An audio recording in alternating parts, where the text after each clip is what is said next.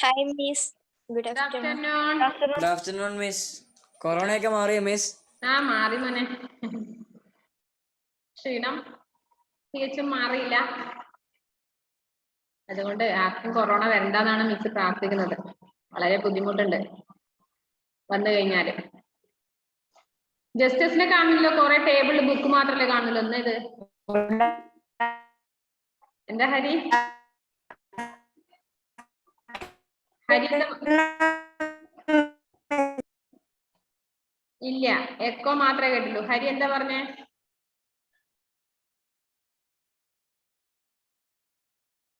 ഹരിനന്ദ എന്താ പറഞ്ഞത്?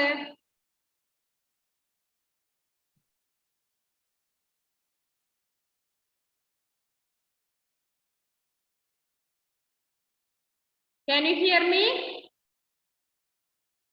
Yes, miss. Okay. എല്ലാരും വീഡിയോ ഓൺ ചെയ്തിരിക്കേ. ജസ്റ്റിസിന് പകരം കുറെ ബുക്കുകൾ മാത്രമല്ലേ കാണുള്ളൂ, ലൈബ്രറി പോയ മാതിരി. മിസ് ഞാൻ ബുക്ക് എടുത്ത് മാറിപ്പോയി. ബുക്ക് എടുക്കാൻ പോയ മിസ്സേ. ഓക്കെ, വേഗം എടുത്ത് മാറ്റി. വേഗം വീഡിയോ ഓൺ ചെയ്തിട്ട്. ഓ Shri Vishnu, good afternoon. Good afternoon, Miss. എന്ത് പറയുന്നു? ഹായ്, കൊറേ കാലായില്ലേ കണ്ടിട്ടല്ലേ? എനിക്ക് കഴിഞ്ഞ ക്ലാസ്സിൽ എനിക്ക് എന്താണ് അസൂയ തോന്നിപ്പോയി. എന്താ കാരണം എന്ന് പറയാൻ പറ്റുമോ? കൊറോണയല്ലേ? ഒന്നല്ല, ഞാൻ കൊറോണ ആയിട്ട് വീട്ടിൽ കിടക്കുന്ന സമയത്ത്. Good afternoon. Good afternoon. ഞാൻ കൊറോണയെ പിടിച്ച് വീട്ടിൽ കിടക്കുന്ന സമയത്ത് എനിക്കൊരു അസൂയ തോന്നിപ്പോയി. എന്താണെന്നറിയോ? മനസ്സിലായ ഞാൻ പറഞ്ഞിരുന്നല്ലേ ശ്രീവിഷ്ണുവോട്? ഇവരും കൂടി അറിഞ്ഞോട്ടെ. ശ്രീവിഷ്ണുവിനെ മറ്റെപ്പോഴും ഞാൻ കാണുന്നില്ല. എപ്പോഴും ക്ലാസ്സില് എന്താ പറയണ്ടേ, നെറ്റ്വർക്ക് ഇഷ്യൂ എന്നും പറഞ്ഞിട്ട് ക്ലാസ്സിലൊക്കെ അല്ലേ വീഡിയോ ഓൺ ചെയ്യാറില്ല. ഞാനൊന്ന് വീട്ടിൽ നിന്ന് ലിങ്ക് ഞാൻ നോക്കുമ്പോഴുണ്ട് ക്ലാസ്സിൽ ശ്രീവിഷ്ണു ഇരിക്കുന്നതാണെന്ന്.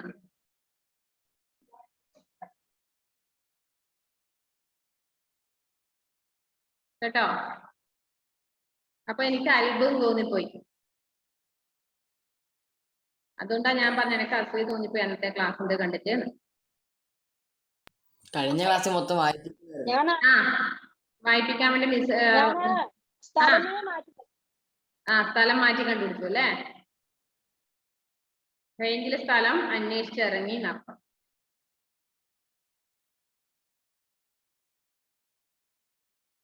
ഓക്കെ, എല്ലാം റെഡി അല്ലേ? വീഡിയോ ഓൺ ചെയ്തേ.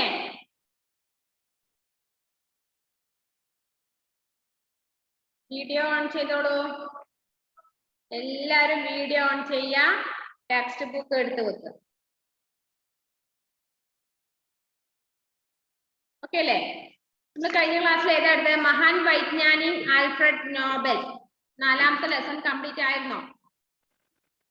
ഇല്ല സർ, ഫസ്റ്റ് പേജ് മാത്രം. ഫസ്റ്റ് പേജ് മാത്രം. ബാക്കി നമുക്ക് നോക്കാം അല്ലേ?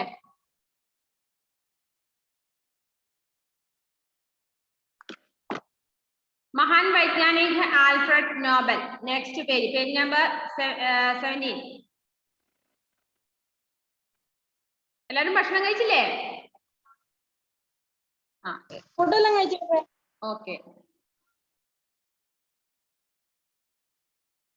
നോക്ക് പേജ് നമ്പർ 17 എടുക്കുക. എല്ലാരും വീഡിയോ ഓൺ ചെയ്തിരിക്കണം. മിസ് വായിക്കുന്ന ഭാഗം ശ്രദ്ധിച്ചിരിക്കുക. എല്ലാരും പ്രസന്റ് ടൈപ്പ് ചെയ്ത് അയക്കണേ, മറന്നു പോയേക്കരുത്.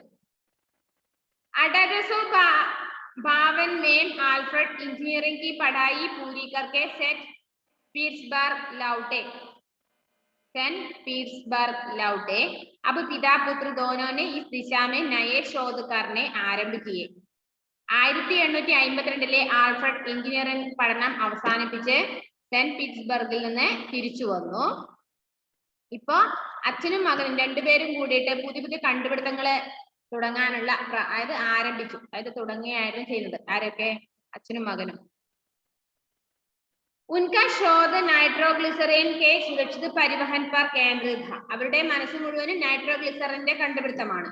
एक दिन अचानक उन्होंने देखा कि ഇനി വായിക്കുന്ന ഭാഗം മാർക്ക് ചെയ്യണേ. ഏക് വിശേഷ് തുടങ്ങുന്നത് നമ്പർ 3 അവിടെ മാർക്ക് ചെയ്തോ. एक विशेष कार्बनिक पैकिंग में नाइट्रोग्लिसरीन अवशोषित होकर शुष्क पदार्थ में बदल जाता है. इससे ब्लास्टिंग ऑयल की सार संभाल आसान हो गई. അതുവരെ നമ്പർ 3 അവിടെ നമ്പർ 3 ഇടുക. ഒരു കാർബണിക് പാക്കിംഗ് അതായത് ആ മിശ്രിതത്തിൽ നിന്ന് നൈട്രോഗ്ലിസറിൻ ശേഷിക്കപ്പെട്ടാൽ ആ പദാർത്ഥത്തിൽ നിന്ന് വേർതിരിക്കാൻ വേണ്ടി പറ്റും. കെമിസ്ട്രി പഠിച്ചിട്ടുണ്ടാ? സയൻസിലെ മേഴ്സി മിസ് സയൻസ് പഠിപ്പിക്കുന്ന मीनू ओके. इसमें इससे ब्लास्टिंग ऑयल की सार संभाल आसान हो गई. ब्लास्टिंग ऑयल की सार संभाल आसान हो गई. ഞാൻ വായിക്കുന്ന സെന്റൻസ് എല്ലാവരും കണ്ടുപിടിച്ചോ? ആ ടെക്സ്റ്റ് ബുക്കിൽ എല്ലാവരും കണ്ടുപിടിച്ചോ ഞാൻ വായിക്കുന്നത്? ആ साथ ही इस नई गोज से नंबर 4 नई गोज से वे भविष्य में डायनामाइट के निर्माण में सफल हुए. പിന്നീട് പുതിയ പുതിയ കണ്ടുപിടുത്തങ്ങളുടെ ഭാവിയിൽ അദ്ദേഹം ഡൈനാമൈറ്റിന്റെ നിർമ്മാണത്തിൽ എത്തിച്ചേർന്നു. तब से उन्हें डायनामाइट विस्फोटक का जनक कहा जाने लगा. അതിനുശേഷം എങ്ങനെ അറിയപ്പെടുന്നത്? ഡൈനാമൈറ്റ് വിസ്ഫോടക ജനക് എന്ന പേരിലാണ് അറിഞ്ഞിരുന്നത്. 1864 में एक दुखद घटना घटी. 1864 ഒരു ദുഃഖകരമായ സംഭവം നടന്നു. कारखाने में भयंकर विस्फोट होने से कई मजदूरों और नोबल के छोटे भाई एमिल की मृत्यु हो गई. ആ ഫാക്ടറിയിൽ നടന്ന വലിയ ഒരു വിസ്ഫോടനത്തിലെ അവിടെയുള്ള കുറെ തൊഴിലാളികളും അതുപോലെ ഈ നോബലിന്റെ അതായത് മഹാൻ വൈദ്യൻ ആൽഫ്രഡ് നോബലിന്റെ ചെറിയ അനുജൻ എമിൽ കൂടി മരണമടഞ്ഞു. കുറെ തൊഴിലാളികളും പിന്നെ അനിയൻ, അതിന്റെ പേരെന്താ? എമിൽ. കാർഖാനയ്ക്ക് ഇമാരത്ത് പൂരി തര ദോസ്ത് ഹോ ഗയി. ആ ഫാക്ടറിയുടെ മുഴുവൻ കെട്ടിടങ്ങളും മണ്ണിനടിയിലായി. कारखाने की पुनर्स्थापना की अनुमति न मिलने से हार मानने की अपेक्षा उन्होंने मालारन सरोवर पर बांध का निर्माण करके उत्पादन जारी रखा.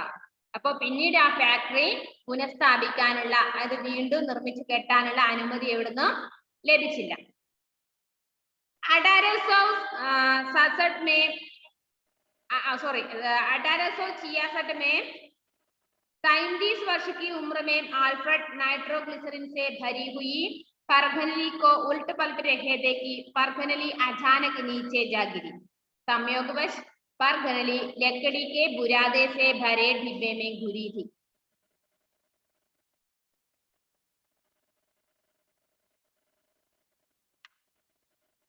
എന്താന്ന് പറഞ്ഞാല് ഈ പർഘനലി എന്ന് പറഞ്ഞാൽ ടെസ്റ്റ് ട്യൂബ് ഇല്ലേ? Test tube. അപ്പൊ ഈ 1866 33ാമത്തെ വയസ്സില് അദ്ദേഹം എന്താണ് നൈട്രോഗ്ലിസറിൻ നിറച്ച ഒരു ടെസ്റ്റ് ട്യൂബും കൊണ്ട് പരീക്ഷണം നടത്തുകയായിരുന്നു. പെട്ടെന്ന് അത് താഴേക്ക് വീണു. സംയോഗവശ परघनली लकड़ी के बुरादे से भरे डिब्बे में गिरी थी. लकड़ी के बुरादे ने नाइट्रोग्लिसरीन सोख लिया था. यदि नीचे गिरता तो आल्फ्रेड सख्त प्रयोगशाला में कार्यरत सभी लोग मर जाते. ഈ നൈട്രോഗ്ലിസറിൻ അതിന്റെ പരീക്ഷണം അറിയില്ല കേട്ടോ.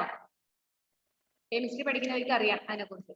അതായത് അവിടുന്ന് എന്താ പറയണ്ടേ ടെസ്റ്റ് ട്യൂബിൽ നിന്ന് വീഴുകയും അവിടെയൊക്കെ ആ അവിടെ ഉണ്ടായ ഒരു ഡിബ്ബ ഒരു പാത്രത്തിലാണ് ഇതിലേക്കാണ് അത് വീണത്. അപ്പൊ അതിനുശേഷം വിറക് കത്തിക്കുന്ന അതിനിടയില് അതൊക്കെ കത്തുകയും അങ്ങനെ അവിടെ ആ പ്രയോഗശാല എന്ന പരീക്ഷണശാലയില് വീണ്ടും സഭി ലോക് മർജാത്തെ കുറെ ജനങ്ങള് വീണ്ടും മരിക്കേണ്ടി വന്നു. ഓരോ പരീക്ഷണം നടത്തുമ്പോൾ അപകടം സംഭവിക്കുന്നത്. लकड़ी के बुरादे में मिली नाइट्रोग्लिसरीन की जांच करने पर पाया कि उसमें उतना विस्फोटक नहीं है जितना तरल युग में था. अतः नेक्स्ट पेज आने पेज नंबर 18. अतः उन्होंने नाइट्रोग्लिसरीन को सिलिका के साथ मिलाकर ऐसा पेस्ट तैयार किया जिसे मनचाहे आकार कि चढ़ों में बदला जा सके, इन चढ़ों का उपयोग विस्फोट करने के लिए आसान था.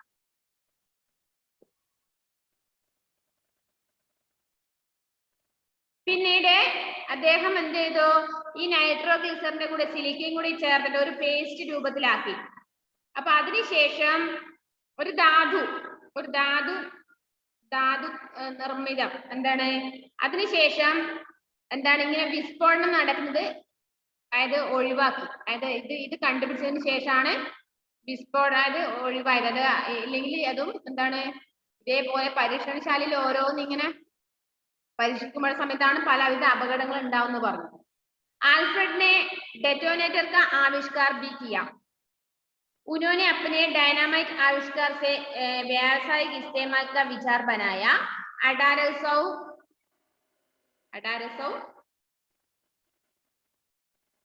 പറയാമോ അത് എത്രയാണെന്ന്? 1867 में उन्होंने बेलिस्टाइट नामक धुआं रहित विस्फोटक बनाया. അശ്വിനെ വയ്യാറിലേറ്റ് ഇടയ്ക്ക് ഇങ്ങനെ കയറി വന്നിട്ട് ഇരിക്കുന്നുണ്ട്, എന്നാന്നൊന്നും അറിയില്ല. അശ്വിൻ എന്താ ലേറ്റ് ആയത്?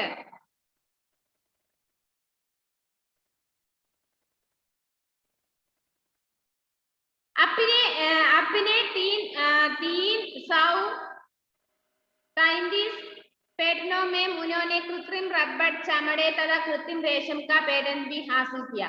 उन्होंने विस्फोटकों का विशाल कारखाना भी बनाया. उनके द्वारा तैयार किए गए विस्फोटकों से रेलवे लाइन बनी, पहाड़ों को तोड़कर रास्ते बनाए गए, खदानें खोदी गई. इन सब से उनके पास काफी धन एकत्रित हो गया था. आल्फ्रेड सोचते थे कि जब दुनिया के सारे देश शक्तिशाली हो जाएंगे तो अपने आप शांति कायम हो जाएगी, किंतु ऐसा न हो सका.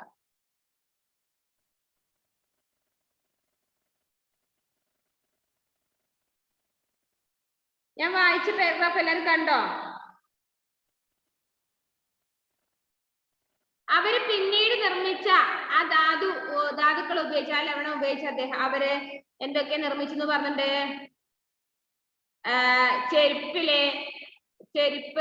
ചെരുപ്പിന് വേണ്ടിയിട്ട്, അതുപോലെ എന്താ പറയണ്ടേ, ചില ഡ്രസ്സുകളില് ഒക്കെ ആ പേസ്റ്റ് ഉപയോഗിക്കാൻ വേണ്ടി പറ്റുന്നുണ്ടെന്നാ പറഞ്ഞത്. പിന്നീട് അതുപോലെ തന്നെ എന്താണ് റെയിൽവേ ലൈൻ നിർമ്മിക്കാൻ വേണ്ടി, പിന്നെ അതുപോലെ എന്താ പറയാ പഹാടൊക്കെ തോടുക്കർ രാസ്തേ ബനായി. അതിനുശേഷം പിന്നീട് ആളുകൾ കുന്നുകളൊക്കെ ഇടിച്ച് റോഡ് നിർമ്മിച്ചു. ഗതാനയും ഖോദി ഗൈ. അപ്പൊ ഇതൊക്കെ ചെയ്തതിന് ശേഷം അദ്ദേഹത്തിന്റെ കയ്യിൽ ഒരുപാട് പൈസ വന്നു. അപ്പോഴാണ് അദ്ദേഹം മനസ്സിലായത് ലോകം മുഴുവനും രാജ്യത്തിലെല്ലാവരും ശക്തിശാലിയായിട്ടിരിക്കണം. तो अपने आप शांति कायम हो जाएगी, किंतु ऐसा न हो. എന്നാൽ മാത്രമേ എല്ലാവരും ശക്തിശാലിയായിട്ടിരുന്ന് എല്ലാവരും നല്ലപോലെ പ്രവർത്തിച്ചാൽ മാത്രമേ എന്താവുള്ളൂ, ലോകത്ത് സമാധാനം ലഭിക്കുകയുള്ളൂ എന്ന് അദ്ദേഹം മനസ്സിലാക്കി. आल्फ्रेड नोबेल एक कुशल आविष्कारक होने के साथ साथ सफल उद्योगपति तथा मानव शांति के समर्थक भी थे. उन्होंने कर्मचारियों के कल्याण हेतु पेंशन, बीमा, स्वास्थ्य सुविधाएं उपलब्ध करवाई थी. वे सबको समान भाव से देखते थे. वे कवि हृदय भी थे. उन्हें पुस्तकों का बहुत शौक था. उनके निजी पुस्तकालय में विभिन्न दार्शनिकों, इतिहासकारों, वैज्ञानिकों, സാഹിത്യകാരോ പുസ്തകവും का भंडार था. പിന്നെ അദ്ദേഹത്തിന് എന്താണ് പെൻഷന്റെ തുക കിട്ടാൻ തുടങ്ങി. അതുപോലെ ജീവിക്കാനുള്ള, അതുപോലെ തന്നെ ഈ എന്താ പറയാ LIC പോലെയുള്ള ബീമ, സ്വാസ്ഥ്യ സുവിധായം, LIC ആരോഗ്യ ഇൻഷുറൻസ് എന്നല്ല പറഞ്ഞേ, അങ്ങനെയുള്ളതൊക്കെ ഉള്ളത് കൊണ്ട് അദ്ദേഹം മുന്നോട്ട് പോയി. പിന്നെ അതുപോലെ തന്നെ അദ്ദേഹം പുസ്തക പ്രേമിയാണ്. പുസ്തകം നന്നായിട്ട് വായിക്കുന്ന അദ്ദേഹത്തിന് സ്വന്തമായിട്ടൊരു പുസ്തക വായനശാല ഉണ്ട്. അതാണ് നിജി പുസ്തകാലയം എന്ന് പറഞ്ഞത്. നിജി പുസ്തകാലയം എന്നല്ല, അവരവരുടെ വീടുകളിൽ സ്വന്തം കുറെ പുസ്തകങ്ങൾ ശേഖരിച്ച് ലൈബ്രറി ആണൊക്കെ ആക്കുന്നത്. അപ്പൊ അതില് എന്താണ് ഒരുപാട് ചരിത്രകാരന്മാരുടെയും സാഹിത്യന്മാരുടെയും ഒക്കെ പുസ്തകങ്ങളാണ് അദ്ദേഹത്തിന്റെ വായനശാലയിൽ മുഴുവനും ഉള്ളത്. അദ്ദേഹത്തിന്റെ വീടുകളിൽ തന്നെ ഉള്ള പുസ്തക വായനശാല. അതില് കൂടുതലും കുറെ അധികം സാഹിത്യകാരന്മാരുടെയും ചരിത്രകാരന്മാരുടെ ഒക്കെ പുസ്തകങ്ങളായിരുന്നു. अपने अंतिम दिनों में अल्फ्रेड को एक जानकर बहुत दुख हुआ कि डायनामाइट का प्रयोग कल्याणकारी कार्यों की अपेक्षा विनाश के लिए किया जा रहा है। 10 दिसंबर 1996 को इटली के सैन रोमो शहर में विस्फोटों के परीक्षण के दौरान उनकी मृत्यु हो गई. അതേപോലെ തന്നെ അതിനൊരു ഇതില്ലേ, ഒരു ചൊല്ലില്ലേ, എന്താണ് വാളെടുത്തവൻ വാളാലെ എന്ന് കേട്ടിട്ടുണ്ടോ? വാളെടുത്തവൻ വാളാലെ എന്ന് പറഞ്ഞാൽ വാള ഉപയോഗിച്ച് നടക്കുന്നവര് അവസാനം വാളിൽ തന്നെ മരിക്കുന്നു അല്ലേ? അങ്ങനെയല്ലേ ജസ്റ്റസേ? ഇപ്പൊ ഇദ്ദേഹവും അങ്ങനെ എന്താണ്, ഓരോ കണ്ടുപിടുത്തങ്ങൾ കണ്ടുപിടിക്കുന്ന കുറെ പേര് മരിക്കുന്നു, അവസാനം ഇദ്ദേഹവും മരിച്ചത് അങ്ങനെ തന്നെയാണ്. എങ്ങനെയാണ്? അതായത് ഇറ്റലിയിലെ 1896 ഡിസംബർ 10 ഒരു പരീക്ഷണം നടന്നുകൊണ്ടിരിക്കുന്ന സമയത്താണ് അദ്ദേഹം അവിടുന്ന് ഒരു വിസ്ഫോടനത്തില് മരിക്കുന്നത്. आल्फ्रेड चाहते थे कि उनकी 92 लाख डॉलर की संपत्ति साहित्य और विज्ञान के क्षेत्र में उल्लेखनीय कार्य करने वालों को पुरस्कृत करने के लिए इस्तेमाल की जाए. 92 ലക്ഷം രൂപ അവിടുത്തെ ഡോളർ അദ്ദേഹം എന്താണ്, അതായത് പല മേഖലകളിലും നൽകാൻ വേണ്ടി, അതായത് പുരസ്കാരം, അതായത് അവർക്ക് നൽകാൻ വേണ്ടിട്ട് അദ്ദേഹം തീരുമാനിച്ചിരുന്നു മുമ്പേ. नोबेल फाउंडेशन ट्रस्ट में संरक्षित इस धनराशि से प्रतिवर्ष 10 दिसंबर को विश्व का सर्वोच्च शांति पुरस्कार भौतिक, रसायन, चिकित्सा, साहित्य, अर्थशास्त्र और शांति के लिए स्वीडन सरकार द्वारा प्रदान किया जाता है, जिसे नोबेल शांति पुरस्कार के नाम से जाना जाता है. അതിനുശേഷമാണ് നോബൽ ശാന്തി പുരസ്കാരം ലഭിക്കുന്നത് അല്ലേ? संपूर्ण जगत उन्हें इस महान योगदान के लिए सदा याद करता रहा. ലോകം മുഴുവനും അദ്ദേഹത്തിന്റെ ഓർമ്മയും കൊണ്ട്, അതായത് അദ്ദേഹത്തിനെ ഒരിക്കലും മറക്കാത്ത രീതിയിൽ എല്ലാവരും എന്ത് ചെയ്യുന്നുണ്ട്, എപ്പോഴും അദ്ദേഹത്തെ സ്മരിക്കുന്നുണ്ട്. ഇത്രയുമാണ് നമുക്ക് ആ പാഠത്തിലില്ലേ ആൽഫ്രഡ് നോബൽ എന്നുള്ളത്. അത് നിങ്ങൾക്ക് ഈ സമയത്തായതുകൊണ്ട് കുറച്ച് മടുപ്പ് വരുന്ന പാഠാണ്. അത് സാരില്ല, അതങ്ങ് വിട്ടേക്ക് കേട്ടോ, വിട്ടേക്കുന്നല്ല. അപ്പൊ അതിലെ നമുക്കിനി എഴുതാനുള്ളത് വർക്കുകള്, ഒന്ന് ശബ്ദാർത്ഥ വേർഡ് മീനിങ്, അത് നോട്ട്ബുക്കിലേക്ക് എഴുതണം. ഞാൻ വായിച്ചിട്ടുണ്ടല്ലോ ശബ്ദാർത്ഥം, അത് കുറച്ചേ ഉള്ളൂ, അത് നിങ്ങൾ നോട്ട്ബുക്കിലേക്ക് എഴുതി പഠിക്കാം. ശ്രുതലേഖ ഡിറ്റേഷൻ വാക്കുകള് കോപ്പി റൈറ്റിംഗ് ബുക്ക് ഉണ്ട് അല്ലേ? അതിലേക്ക് 1 or 2 അല്ലെങ്കിൽ 2 or 3 എഴുതി വെക്കുക. പിന്നെ മൗഖിക പ്രശ്നത്തില് ആൽഫ്രഡ് നോബൽ കാ ജന്മ കബ് ഓർ കഹാം ഹുവാ താ. ആൽഫ്രഡ് നോബലിന്റെ ജനനവും എപ്പോഴായിരുന്നു, എവിടെയായിരുന്നു എന്നാണ് ചോദ്യം. നമ്മളത് മുമ്പേ എടുത്തു. എന്താണത്?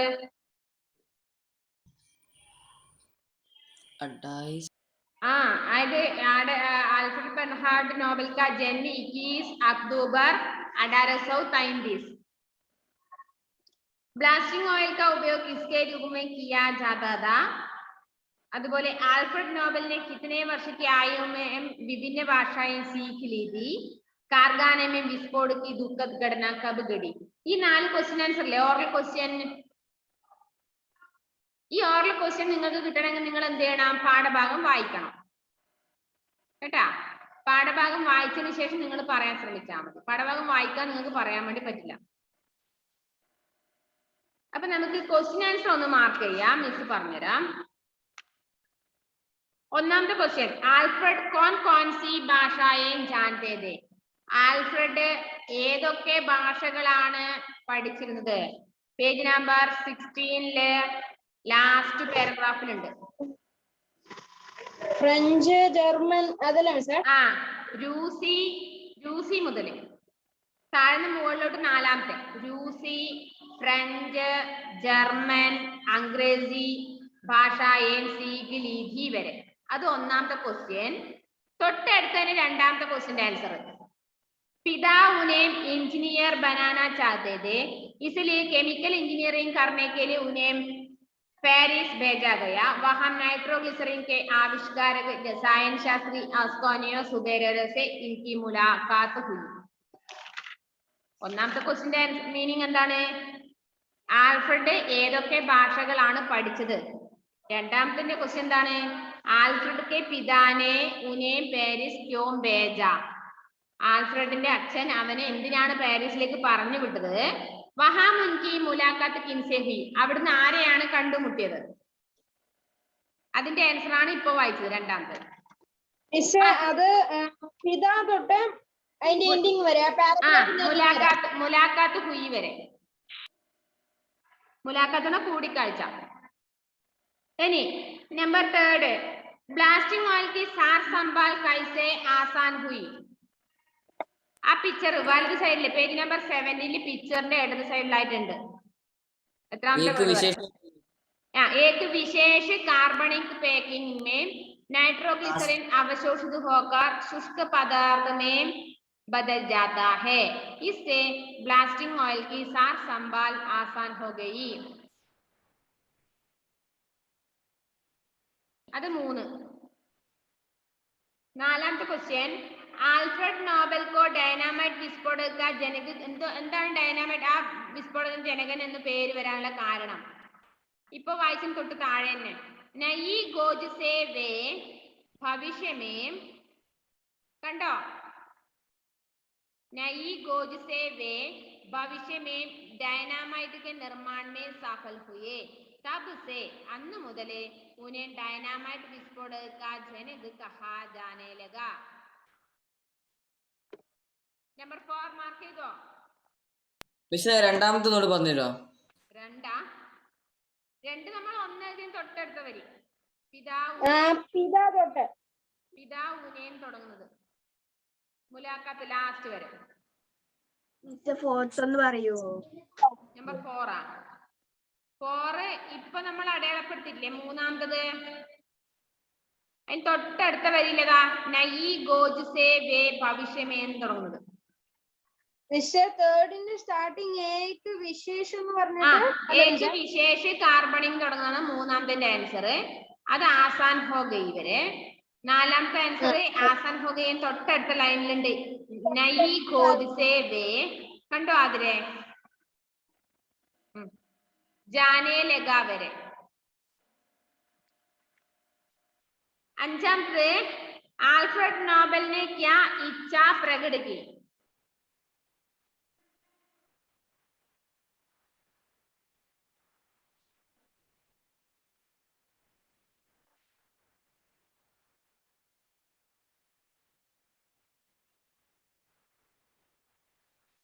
എന്താണ് അദ്ദേഹം ആഗ്രഹിച്ചിരുന്നതെന്നാണ് ചോദ്യം. എല്ലാരും ശക്തരായിരിക്കും. പിന്നെ അതേടെ നമ്മള് വായിച്ചത് എൻഡിങ് പോർഷൻ ആണ്. അതാ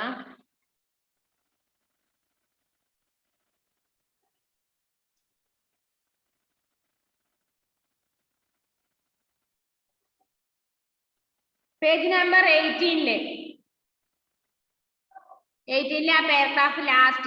आल्फ्रेड सोचते थे कि जब दुनिया के सारे देश शक्तिशाली हो जाएंगे तो अपने आप शांति कायम हो जाएगी, किंतु ऐसा न हो सका. കണ്ടോ എല്ലാവരും? അഞ്ചാമത്തെ ആൻസർ കണ്ടില്ലേ? പേജ് നമ്പർ 18 എടുക്കുക. 18 രണ്ടാമത്തെ പാരഗ്രാഫിന്റെ താഴെ, ഏറ്റവും താഴെ സെക്കൻഡ് പാരഗ്രാഫിന്റെ താഴെ സ്റ്റാർട്ടിങ് എവിടെയാ? ആൽഫ്രഡ് സോച്തേ ഥേ കി മുതൽ. आल्फ्रेड सोचते थे कि जब दुनिया के सारे देश शक्तिशाली हो जाएंगे तो अपने आप शांति कायम हो जाएगी, किंतु ऐसा न हो सका वरे. മാർക്ക് ചെയ്തോ? ഓക്കെ. ഇനി അടുത്ത് നമുക്ക് ആൻസർ സെലക്ട് ചെയ്യാം. ഉചിത വികൽപ്പ് ചിൻകർ സഹി കാ ചിഹ്ന ലഗാവോ. ശരിയായ ആൻസറിന് ടിക്ക് ഇടുക. ആൽഫ്രഡ് നോബൽ കാ ജന്മ കഹാം ഹുവാ താ, സ്വീഡൻ में. അത് അതിൽ മാർക്ക് ചെയ്തിട്ടുണ്ട്. നെക്സ്റ്റ്, ആൽഫ്രഡ് എഞ്ചിനീയർ की पढ़ाई पूरी करके कहां लौटे. എഞ്ചിനീയറിംഗ് പഠനം കഴിഞ്ഞിട്ട് അദ്ദേഹം എവിടുന്നാണ് തിരിച്ചു വന്നത്? Saint Petersburg, Stockholm, Paris. Alfred engineering, അതായത് സെന്റ് പീറ്റർസ്ബർഗ് ആണ് കേട്ടോ, പാരീസ് അല്ല, സെന്റ് പീറ്റർസ്ബർഗ്. ഒന്നാമത്തെ അല്ലേ? ആ ഒന്നാമത്തെ. അതെ അതെ. कारखाने में विस्फोट होने से किनकी मृत्यु हुई? ആ ഫാക്ടറിയിൽ ഉണ്ടായ വിസ്ഫോടനത്തിൽ ആരാ മരിച്ചത്? मजदूरों की एमिल नोबल की मजदूरों और नोबल के छोटे भाई എമിൽ നോബൽ. എമിൽ നോബൽ ആ അതിനേക്കാളും കറക്റ്റ് ആൻസർ വരല് താഴത്തല്ലേ? കുറെ തൊഴിലാളികൾ മരിച്ചില്ലേ? തൊഴിലാളി മരിച്ചിട്ടേ. അതെ, അപ്പൊ നമുക്ക് മൂന്നാമത്തെ ആൻസർ ആണ് കറക്റ്റ്. മസ്ദൂരോം और നോബൽ के छोटे भाई की. അതാ കറക്റ്റ്. മസ്ദൂരോം और നോബൽ के छोटे भाई की. ഇനി നാലാമത്തെ ക്വസ്റ്റ്യൻ.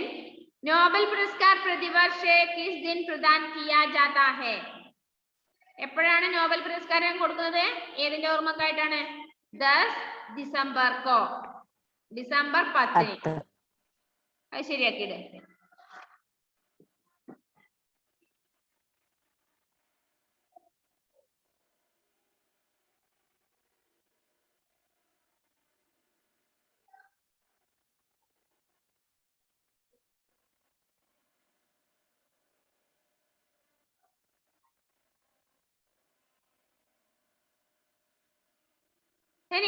वाक्यांश के लिए एक शब्द लिखो.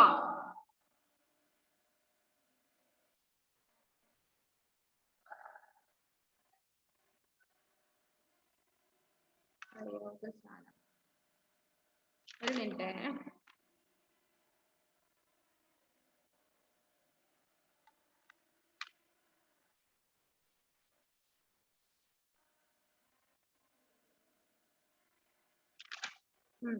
നോക്കാം. दूसरों का कल्याण करने वाला कल्याणकारी. എന്താ ഉത്തരം വരുക? വൺ വേർഡ് ആണ്. कल्याणकारी. जिसे विज्ञान का विशेष ज्ञान हो. വിജ്ഞാനത്തിന് മാത്രം പ്രത്യേകിച്ച് അറിവ് നേടുന്നവരെ നമ്മൾ എന്ത് പറയാ?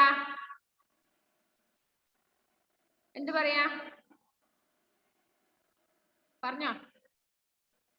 ജ്ഞാനിയല്ലേ? ज्ञानी എന്ന് പറയാം. विज्ञानकारी. जो रसायन विज्ञान का ज्ञाता हो അതിനെ പേര് പറഞ്ഞത് രസായന ശാസ്ത്രി. जहां विज्ञान से संबंधित परीक्षण होता है. ഇനി പരീക്ഷണം നടത്തുന്ന സ്ഥലങ്ങള് ഒരു പേരുണ്ട്. എന്താണ് എന്നെ പറയല്? പ്രയോഗശാല, പരീക്ഷണശാല, ലാബ് എന്നെല്ലാം പറയാം. പ്രയോഗശാല കേട്ടോ. അയച്ചു തരുമോ? ആ അപ്പൊ സമാധാനായി അല്ലേ? ഇനി അടുത്തത് ശബ്ദോं को शुद्ध करके लिखो. തെറ്റാണ് വാക്കുകളിലത്. അത് മിസ്സിന് വായിച്ചു തരാൻ പറ്റില്ല. തെറ്റാണ്, ചെറിയ സ്പെല്ലിംഗ് മിസ്റ്റേക്ക് ഉണ്ട്. അത് ശരിയാക്കി എഴുതേ വേണ്ടേ. ശുഷ്ക് ആവിഷ്കാർ അവിടെ കൊടുത്തു. ശുഷ്ക്, ഭവിഷ്യ, നിജി, ചികിത്സ, ദോസ്ത്, വ്യാവസായിക്, കൃത്രിമ, സ്മരണ. ചെറിയ സ്പെല്ലിംഗ് മിസ്റ്റേക്ക്, അത് ശരിയാക്കി എഴുതാനാണ്. ഓർഡർ ആക്കി അത് ഞാൻ ഗ്രൂപ്പിൽ അയച്ചുതരാം. അത് നോക്കി എഴുതിക്കോ. ഹോംവർക്ക് എഴുതി വെച്ചോ കേട്ടോ. ക്ലാസ് കഴിഞ്ഞ ഉടനെ എഴുതി അയക്കണേ. Word meaning, question answer, text ബുക്കിലെ വർക്ക്. വിലോമ ശബ്ദ ലിഖോ. ആരംഭ്. ആരംഭത്തിന്റെ ഓപ്പോസിറ്റ് എന്താ?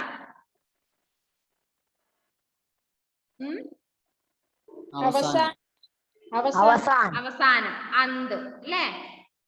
അപ്പൊ ഒരു കാര്യം ചെയ്യാം. മിസ് അതിന്റെ ഇത് ഗ്രൂപ്പിലേക്ക് അയച്ചെന്നാ പോരെ. ഇന്നല്ല, ഇനി നിങ്ങള് ക്വസ്റ്റ്യൻ ആൻസർ വരെ ഇന്ന് എഴുതും. നാളെ ബാക്കിയുള്ള വർക്ക് ഞാൻ ഗ്രൂപ്പിൽ അയച്ചിരും. ഓക്കെ. അപ്പൊ വിലോമ ശബ്ദം പറഞ്ഞു. അത് വിലോമ ശബ്ദം ഞാൻ എഴുതിയിട്ട് അയച്ചുതരാം. പിന്നെ അടുത്തത് നെക്സ്റ്റ് പേജ് ഒന്ന് നോക്കി പറഞ്ഞുതരാം. എന്താണ് വർക്ക് എന്ന് പറഞ്ഞതരണ്ടേ. Page number 22. एक से अधिक अर्थ वाले शब्द अनेकार्थी शब्द कहलाते हैं. ഒന്നിന് തന്നെ പലതരം അർത്ഥം വരുന്നതിനാണ് നമ്മൾ അനേകാർത്ഥി ശബ്ദം എന്ന് പറഞ്ഞു. ഒരേ മീനിങ് അല്ല, വെവ്വേറെ മീനിങ് വരുന്നത്. ജയ്സെ ആം. ആം എന്ന് പറഞ്ഞാൽ ഏക് ഫൽ. ഒരു പഴമാണ്, ഒരു ഫ്രൂട്ട് ആണ്.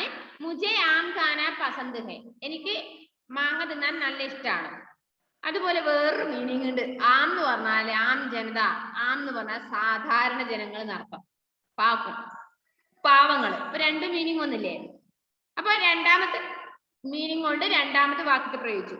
ആം ലോകവും കെ ഹിത് കെ ലിയെ കാര്യ കർണ ചാഹിയേ, നമ്മുടെ സാധാരണക്കാരുടെ താല്പര്യത്തിനനുസരിച്ച് പ്രവർത്തിക്കണം. കണ്ടോ? ഒന്ന് തന്നെ രണ്ട് തരത്തിലുള്ള മീനിങ്. എന്നിട്ട് ആ രണ്ട് മീനിങ് വരുന്നതിനെ കൊണ്ട് വാക്യത്തെ പ്രയോഗിക്കണം. മനസ്സിലായോ?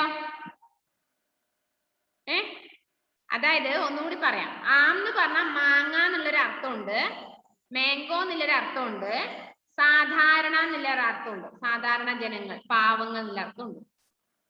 അപ്പൊ ആദ്യം മാങ്ങ എന്ന് ഉപയോഗിച്ച് ഒരു സെന്റൻസ് ഉണ്ടാക്കി, രണ്ടാമത് സാധാരണ ജനങ്ങൾ, പാവങ്ങൾ എന്ന് ഉപയോഗിച്ച് ഒരു സെന്റൻസ് ഉണ്ടാക്കി. ഇങ്ങനെയുള്ള രണ്ട് അർത്ഥം വരുന്നതിനാണ് അനേകാർത്ഥി ശബ്ദം എന്ന് പറയുന്നത്. इस प्रकार स्पष्ट है कि आम शब्द के दो अर्थ, एक फल साधारण है, इसलिए यह अनेगार्थी है. ഇതുകൊണ്ട് അതിനെ പറഞ്ഞ പേരാണ് അനേകാർത്ഥി. അതേപോലെ താഴെ ഒരു 3 വാക്കുകൾ കൊടുത്തിട്ടുണ്ട്. അതിന്റെ ഈ രണ്ട് മീനിങ് വെച്ചിട്ട്, വെവ്വേറെ മീനിങ് വെച്ചിട്ട് സെന്റൻസ് ഉണ്ടാക്കണം. ഒന്ന് എക്സാമ്പിൾ നോക്കിക്കോ. ഹാർ. ഹാർ എന്ന് പറഞ്ഞാൽ ഒന്ന് തോൽവി എന്നുള്ള അർത്ഥമുണ്ട്, പരാജയം. രണ്ട് മാല എന്നുള്ള അർത്ഥമുണ്ട് ഹാറിന്, ഹാരം. മലയാളത്തിൽ പഠിച്ചിട്ടുണ്ടോ? ഹാരം, മാല. അപ്പൊ നമ്മൾ ആദ്യം പരാജയത്തിനെ കുറിച്ച് ഒരു സെന്റൻസ് ഉണ്ടാക്കി. വീരോं के साहसपूर्ण कारनामों से शत्रु की हार हुई. കണ്ടോ? രണ്ടാമത് മാല എന്ന് ഉപയോഗിച്ചുള്ള ഹാറിനെ കൊണ്ടൊരു മീനിങ് ഉണ്ടാക്കി. വീര സൈനികോं को जीत है हार पहनाए गए. വീരസൈന്യന്മാരെ ജയത്തിന്റെ മാല അണിഞ്ഞിട്ടുണ്ട്, ജയിച്ചതിന്റെ മാല. മനസ്സിലായോ? എങ്ങനെയാന്ന് മനസ്സിലായോ? ഒന്നിന് തന്നെ രണ്ട് മീനിങ് വരും. ആ രണ്ട് മീനിങ്ങിന് വെവ്വേറെ സെന്റൻസ് എഴുതാനാണ് ക്വസ്റ്റ്യൻ.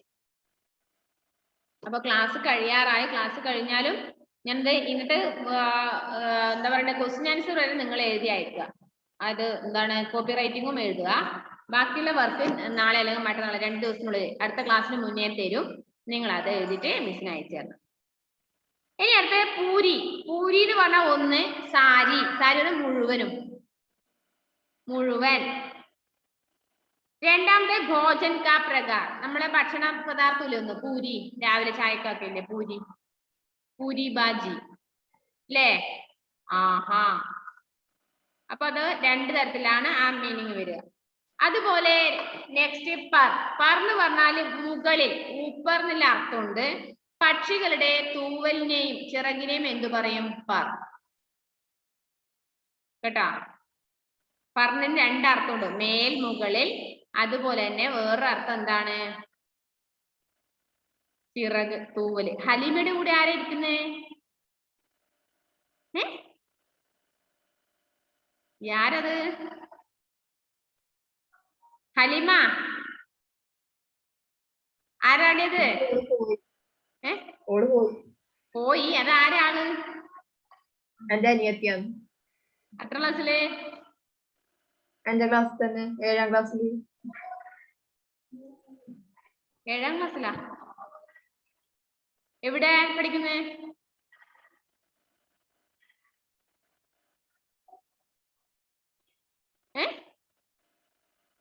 ഹലിമേ, ആരോടാ സംസാരിക്കാൻ? എന്താണ്?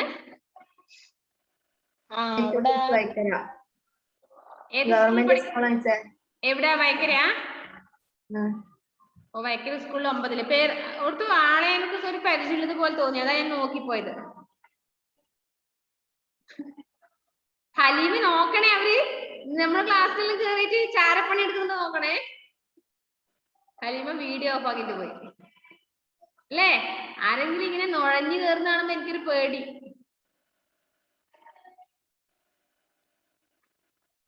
അവർക്ക് ഇങ്ങനെ ഗൂഗിൾ മീറ്റില്, അതായത് അങ്ങനെ ഇതുപോലെ ക്ലാസ് ഇല്ലല്ലോ, അപ്പൊ അവർക്ക് അത്ഭുതം ഉണ്ടാവും. അതായിരിക്കും. അവര് വാട്സപ്പിലല്ലേ ക്ലാസ് എടുക്കുന്നത്. ഓക്കെ, അപ്പൊ മക്കളെ ഇത്രയും എന്ത് ചെയ്യണം? ഹലീമേ, ഇനി ഹലീമ കൊറേ സമയത്തേക്ക് ചിരിച്ചോണ്ടേയിരിക്കും. ഹലീമക്ക് അറിയാം ചിരിക്കുകയല്ല, അവള് കൈകൊത്തിയിട്ട് വാപൊത്തിയിട്ട് സംസാരിക്കുക. അല്ല, ചിരിക്കുന്നുണ്ട്. ചിരിക്കാൻ തുടങ്ങിയ പിന്നെ ഹലീമ നിർത്തൂല. അപ്പൊ ഇത്രയും നിങ്ങൾ അടുത്ത ക്ലാസ്സിലേക്ക് റെഡിയാക്കി വരിക കേട്ടോ. ആ പാഠം കുറച്ച് ടഫ് ഉണ്ട്, നിങ്ങളത് നന്നായിട്ട് വായിക്കണം. അടുത്ത നമുക്ക് 5ാമത്തെ ലെസൺ കബീർ കെ ദോഹയാണ്. കബീറിന്റെ ദോഹ. ദോഹ എന്നൊക്കെ ഞാൻ ഒന്ന് പറഞ്ഞുതരാം. എന്നാന്ന് ഒന്ന് പറഞ്ഞു വെക്കാം, അടുത്ത ക്ലാസ്സിൽ ബാക്കി പറയാം. ദോഹ എന്ന് പറഞ്ഞാൽ ഈരടി. എന്താ അർത്ഥം? ഈരടി, 2 വരി എന്നർത്ഥം. നമ്മള് നമ്മൾ കഴിഞ്ഞ ക്ലാസ്സിൽ പഠിച്ച കഴിഞ്ഞ വർഷം പഠിച്ചതാ. ഇതിന് വേറൊന്നല്ലേ കഴിഞ്ഞ പഠിച്ചത്? വർഷം. അപ്പൊ അറിയാത്തവർക്ക് പറഞ്ഞു കൊടുക്കണ്ടേ? ദോഹ എന്ന് പറഞ്ഞ ഈരടി, 2 വരി എന്നർത്ഥം. 2 വരികളിൽ തന്നെ വലിയ വലിയ ആശയം വരുന്ന, അതായത് ഒരു കവിതയുടെ ഫുൾ ആശയം ആ 2 വരികളിൽ ഉൾക്കൊള്ളുന്നാണ് അർത്ഥം. അപ്പൊ അങ്ങനെ എഴുതുന്ന കവികളുണ്ട് ഹിന്ദിയില്. കബീർ, റഹീം, തുളസിദാസ്, മീരാബായി, ഇങ്ങനെയുള്ളവരെല്ലാം ദോഹ എഴുതുന്ന ടീമാണ്. കവിത അല്ല എഴുതല് അവരെഴുതൽ Doha.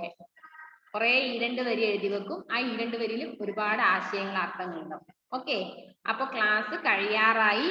മക്കളെല്ലാവരും word meaning, question answer എല്ലാം എഴുതി പഠിക്കണം. ഒക്ടോബർ 1 നിങ്ങൾക്ക് എഴുതേണ്ട എക്സാം ആണ്, എഴുത്തു പരീക്ഷയാണ്. ഹിന്ദിയില് സ്പെല്ലിംഗ് മിസ്റ്റേക്ക് വന്നാൽ മാർക്ക് കുറയും. അപ്പൊ ഇന്ന് തന്നെ എഴുതി പഠിച്ചോളൂ കേട്ടോ. ടെക്സ്റ്റ് നന്നായിട്ട് വായിക്കണേ എല്ലാവരും.